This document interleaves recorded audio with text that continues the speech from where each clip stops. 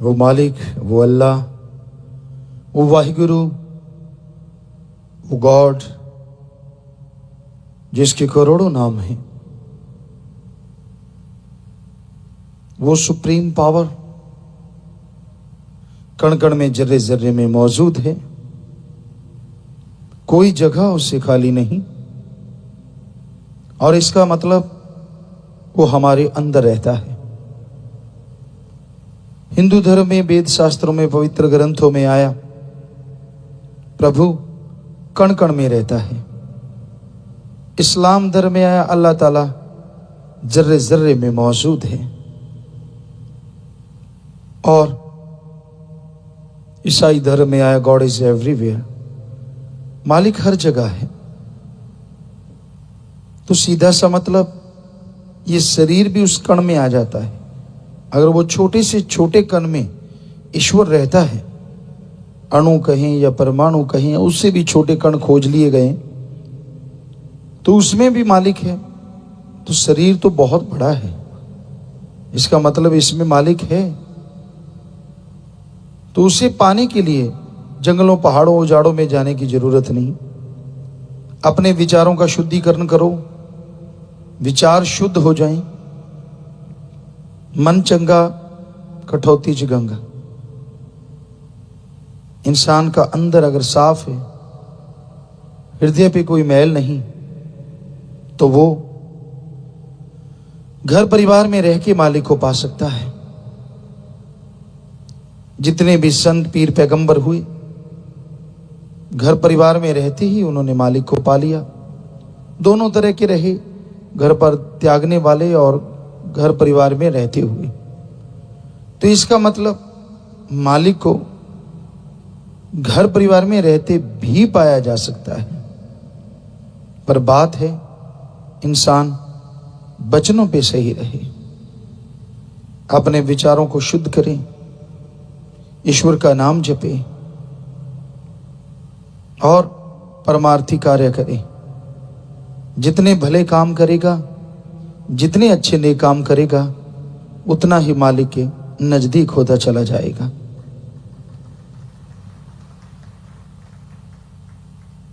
बाहरी सफाई जरूरी है, उससे भी ज्यादा जरूरी है अंतःकरण की सफाई। जब तक अंदर की सफाई नहीं होती तो आप आत्मिक शांति हासिल नहीं कर सकते, आत्मबल नहीं बढ़ेगा।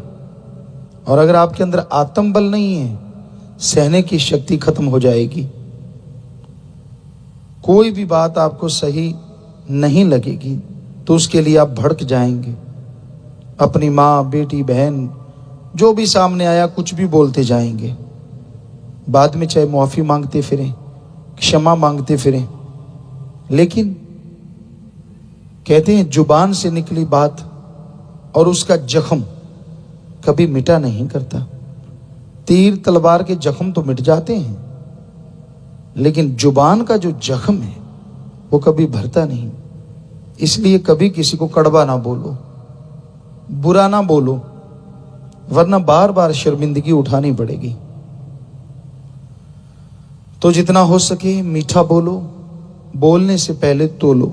आप जो कहने जा रहे हैं क्या असर होगा उसका, जरा सा ये भी सोच लें, फिर बोलें। जो इंसान फकीरों की बताई बातों पे यकीन कर लेते हैं तो जीते जी दुनिया में भी उनका नाम रोशन होता है और मरणोपरांत आवागमन में नहीं जाते।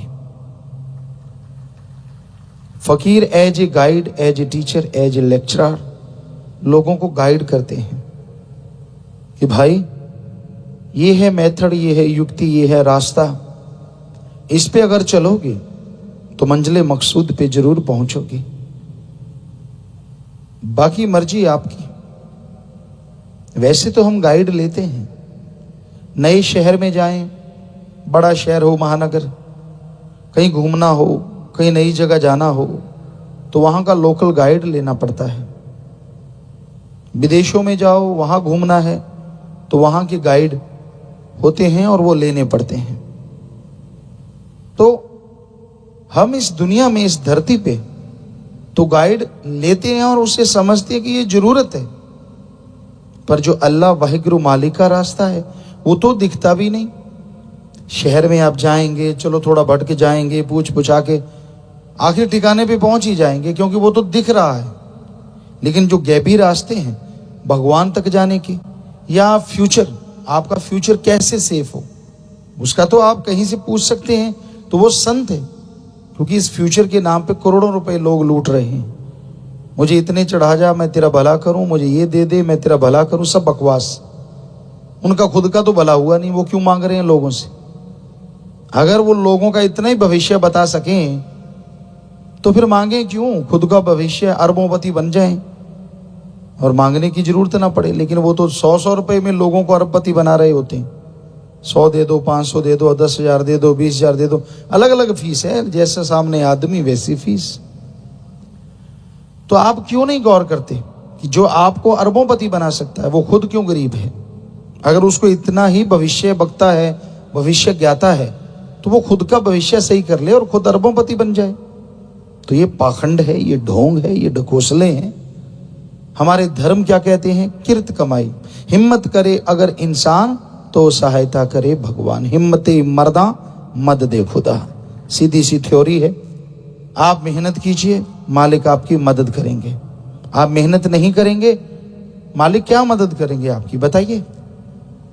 तो अगर आपके पास वो मेथड है, गुरु मंत्र, जिसे हिंदू धर्म में गुरु का मंत्र नहीं, अल्लाह वाहिगुरु राम का वो शब्द जिसे गुरु ने अभ्यास किया हो, वो लोगों को बताता है, तो उसे कहते गुरु मंत्र। सिख धर्म में कहते नाम शब्द, परमात्मा दा नाम और वो शब्द, वो आवाज जिससे सारी दुनिया की उत्पत्ति हुई है। इस्लाम धर्म में कहते कलमा, इंग्लिश फकीर कहते method of meditation, the gods words, ध्यान की विधि, ध्यान का तरीका। नासा साइंस केंद्र कहती है विल पावर अगर चरम सीमा पे लेके जाना है तो एक शब्द लो, एकांत में बैठो और उसे कंटिन्यू रिपीट करो। उनसे पूछा गया कैसा शब्द, कहने लगे जैसे गॉड, ओम, हरि, कोई भी ऐसा जिसे आप श्रद्धा रखते हो। आगे ना बात वही जो धर्मों में लिखी है, गुरु मंत्र, मेथड ऑफ मेडिटेशन। वो तरीका लेना होगा, उसका अभ्यास करो, आपको पावर मिलेगी नेकी पे चलने की, बूस्ट, जैसे एक तरह का आपको अंदर से जबरदस्त शक्ति मिलेगी। अगर आपके पास वो मेथड नहीं है तो आप कभी भी डोल सकते हैं, कभी भी गुमराह हो सकते हैं, आपका मन आपको भरमा सकता है। और आपके पास अगर वो मेथड है तो आपका आत्मबल बढ़ता ही जाएगा, उसे कोई रोक नहीं सकता। जैसे जैसे आप मेथड को रिपीट करेंगे, राम का नाम जपते जाएंगे, वैसे वैसे आपका आत्मबल बढ़ता जाएगा और आप मालिक की खुशियों के हकदार बनते चले जाओगे।